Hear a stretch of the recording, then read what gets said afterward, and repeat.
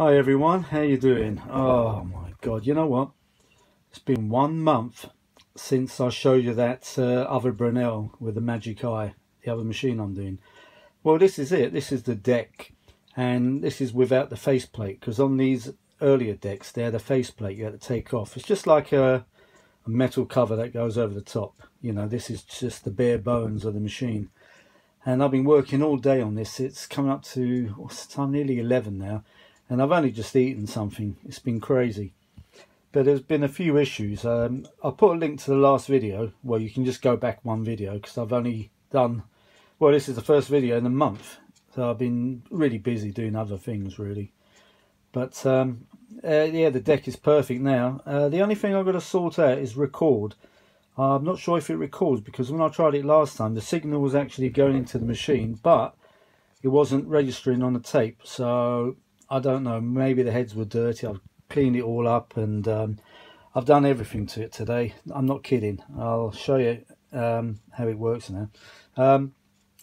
If you look in the last video, there was only one speed that actually worked, like both wheels were turning, and there was two other speeds, and the take-up spool wasn't turning at all. Well, that was due to a shorted, well, it was actually burnt and open circuit ballast resistor on the back of these machines. I don't know if you can see. I'll just wide it up temporarily so I can power it up without wiring it to the power supply. Oh, you can't see it from here, but anyway, there's a big resistor at the back, and it's called a ballast resistor. And what it is, it restricts voltage when you're on the two lower speeds. And on the high speed, on the, say, 7.5 inches per second, oh yeah, that's it, yes, 1 7/8, 3 3/4, and 7.5. And if you put the large capstan on there, which I've got, that's the slower one, then you get 15 IPS. But anyway, that was burnt and shorted out, open circuit rather, so it's all working now. And I shall show you. Right, so here we go. Let's put it on the slower speed first. And this is 1 7/8 now. Better put polystyrene on. Oh god, I need a proper little jig for this, really. But I won't be doing many more Brenells. I think this is my lot, really, to be honest. I've got enough machines as it is, and it's crazy. But there we go. Right, so 1 7/8, right? So before that weren't turning. The take-up spool. There we go. Oh, and this, remember, on the last video, this knob, when I put it to play and I turned it back to stop, I had to go back a little bit more that way. You know what it was? It's a screw. That's all it was. It was a little screw. I don't know if you can see it. Oh no, you won't be able to see it. Well, there's a screw under the knob, and that was loose as hell, really loose. So of course the knob wasn't performing right, but now it's perfect. So right, there we go, 1 7/8. There we go. That's 1 7/8. Very slow speed, only good for speech really.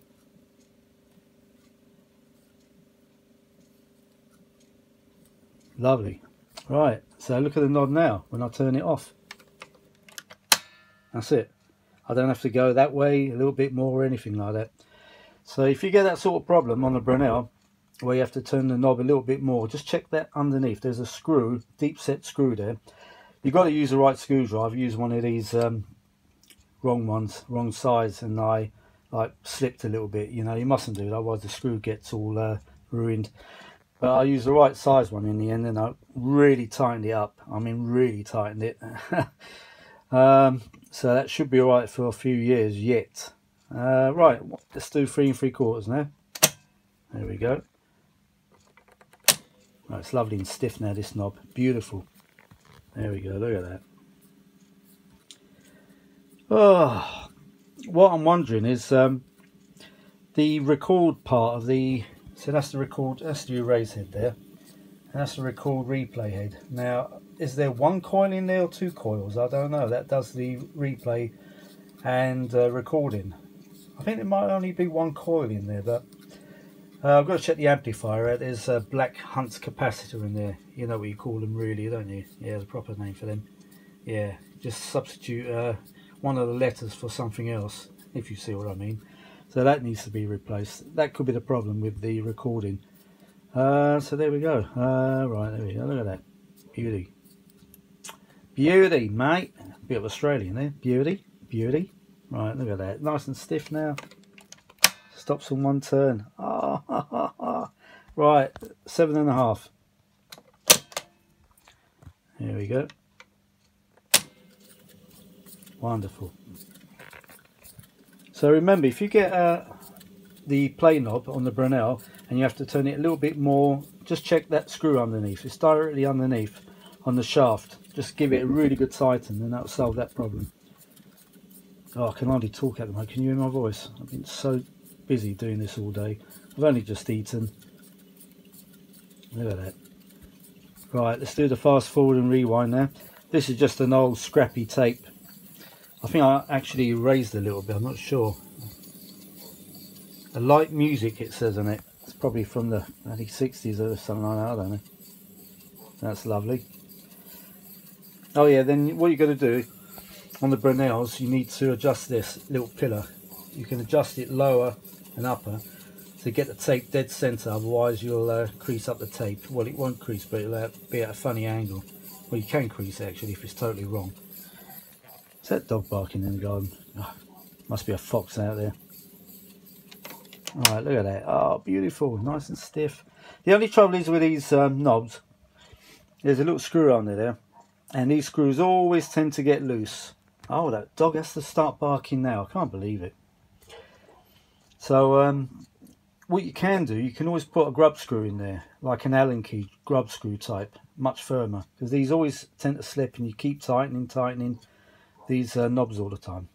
Damn dog has to bark now. I can't believe it. It's a dog next door. Damn. There we go. Brakes are all adjusted perfectly. Mind you, they were okay before actually. So to be honest, I didn't really do much to it. If anything. Look at that. What more do you want? Rewind. Free motor machine, obviously. Look at that. That fast. Perfect. Let's go forward again. So finally the deck is done. The only thing I need to check is put it back in its case without all the faceplate and all that and try to record again. That's the only way I can really do it. I don't know any other way I can try to record without it being plugged into the amp. Perfect, look at that. The only other, oh, that dog. Jesus, 11 o'clock and the dog's barking like crazy. See, I can't even plug the amp near it because that's got to plug into the power supply on the inside the case. So really I've got to just install it. Damn that dog. Shut up. So there we go. All done. Let me play again. I don't know if you can hear that dog. It's annoying me now. I'm trying to make a video. Would you believe it? You picked this moment. Lovely. Look at that. And that knob. Oh my god, what a difference. Wow. That's all been lubricated. Look, the flywheel's still going around. The capstan. Can you hear that dog? It's driving me nuts. Just when I'm making a damn video. Shut up. Stupid dog. Look at that. So if the record works, then that's the deck done. Look at that. Speed of this damn thing. Phew. And the braking is fantastic. Counter's working. I'm going to leave the belts in there because they're fine. You know the saying, if it ain't broke, yep, don't fix it. Leave it. There we go. Back to the leader. Done. Counter's a little bit off, but they generally are. They're not dead accurate, these things. They just give you a rough estimation of where the tape is, really. There we go. Back to 0. There we go. Done. I've got this plugged into my isolation transformer, by the way. Don't take any chances. So I've only got 2 wires connected. There's no earth, and if I touch it I can feel a little, like a frequency, like a vibration. But through an isolation transformer you're not going to get a shock anyway, and if you did, it won't be fatal. and it'll be very slight. So there we go. That's the Brenell Mark, is it a Mark 5 or is it Mark 4? So I'm getting confused with all these Mark 4, 5s, whatever. But there we go. Worst comes to the worst, I might have to change the heads, because these heads are made by a company called Bogan, and they tend to go open circuit. So there's a warning. The older heads from the Brenells are more reliable. They just don't go wrong. But these ones do. They tend to short out, especially if kept in a damp environment. They tend to go, they don't short out. Well, I keep saying shorting out. They go open circuit. So there we go. So there we go. That's what I've been doing all day long. Tidying up the kitchen as well. I had all these boxes. I've got my parts there and all that. So it's a little bit lower now. I had to destroy a few boxes with junk in it. I've thrown away. Oh, I don't know. So much crap you build up. I'm not kidding. Well, you know, when you're in this sort of game, repairing all this stuff, you do build up a load of junk. And that is so damn true. And especially if you've got a small house. I can feel the vibration there. It's like a little vibration. I'm live. Am I live? Woo. So there we go. That's it. That's the Brenell mechanics done. I've just got to sort out the recording there. And that's it. And if the worst comes to the worst, I've got another set of those heads from my supplier. So they're quite easy to change. You literally got to just remove that pillar, that pillar. They can be tricky to remove actually. You've got to use exactly the right screwdriver, because if you knurl up these little slots there, you're in serious trouble. And what else comes off? Oh, that, and that pillar, and these two there. They all come off. Then the entire thing comes out in one piece. Then you desolder the two wires on each head on the little tag board underneath, and just drop in a new one, tighten everything up, solder the wires to the right places, and off you go. Good to go. The idler's fantastic, by the way. I cleaned it all up. It's fine. It's beautiful. I could put a bit of oil in actually, take the circlip off. Nah, that's alright, it's fine. Nah, leave it. That was sticking earlier on when you go into play. That's a pause control. That was hesitating to go back.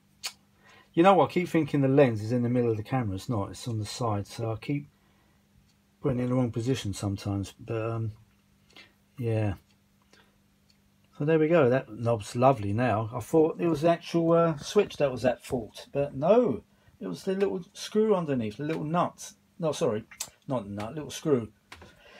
Because this machine was used probably quite a lot. It was owned by a music professor called Dr. Ian Parrott, who worked at, where was it now? Aberystwyth University, somewhere like that.